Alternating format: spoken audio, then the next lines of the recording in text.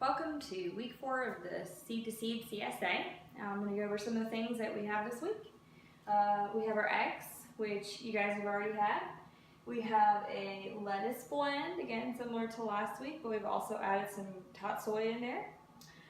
We have our oyster mushrooms this week for you guys. We have fresh garlic.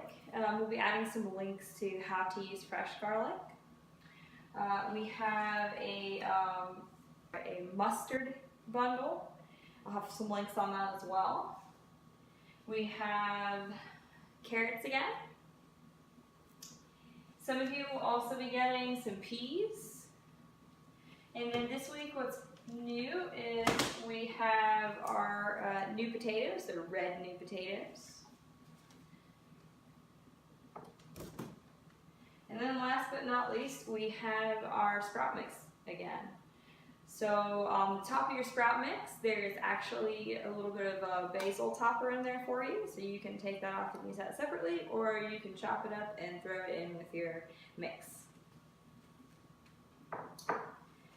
Thank you guys so much for having purchased the CSA from us, and we hope you enjoy.